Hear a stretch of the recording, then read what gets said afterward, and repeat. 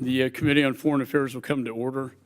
The purpose of this hearing is to discuss the effects of the Biden administration's Afghanistan policy since the U.S. withdrawal.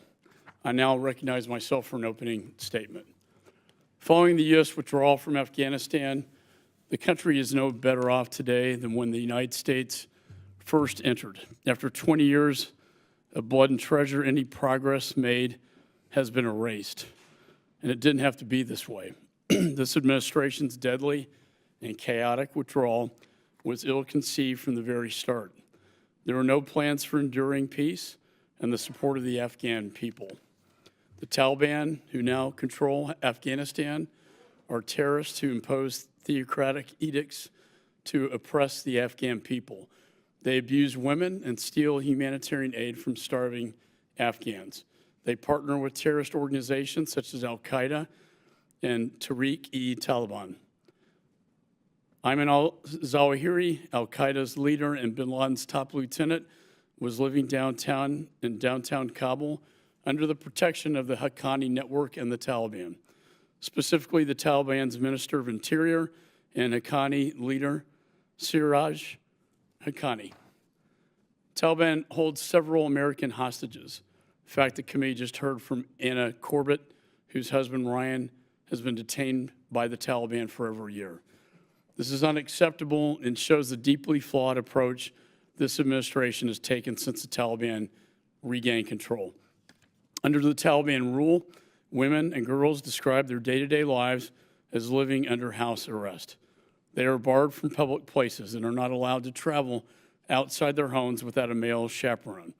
Afghanistan is the only country in the world where girls are banned from receiving an education above the 6th grade. Now Afghanistan is currently facing one of the worst humanitarian crises in the world. People are starving. In fact, 15.3 million Afghans are food insecure, and nearly 1 million children need life-saving treatment last year due to malnutrition.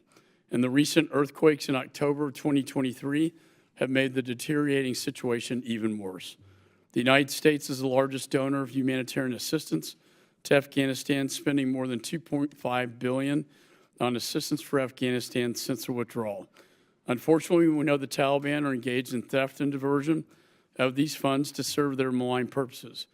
What troubles me is the Biden administration is pursuing a policy of engagement at all costs and has failed to hold the Taliban to account for their crimes. The Biden administration meet with the Taliban frequently, praise the Taliban often, and haphazardly send billions of taxpayer dollars into Afghanistan.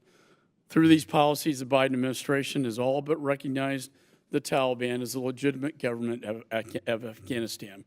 And yet, over the past 2 years, on every metric, the Taliban has only become worse under this administration's policies.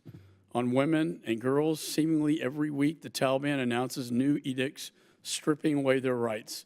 On diversion of humanitarian aid, Taliban interference has increased by 32% this year. On support for terrorism, the Taliban, who the Taliban have equipped with weapons the U.S. left behind, is increasingly conducting terror attacks, and al-Qaeda remains safely in Afghanistan under Taliban protection. On hostages today, there are more Americans detained by Taliban than at any point since the U.S. withdrawal. Obviously, the Biden administration's policies are not working. I want to be clear that my heart is with the people of Afghanistan who are suffering under the Taliban. I believe it is our moral imperative to help these people who the Biden administration abandoned. However, we must be clear-eyed about our priorities and must develop policies that will ensure the U.S. is supporting innocent Afghans and not the Taliban. Anything less signals a failure of America.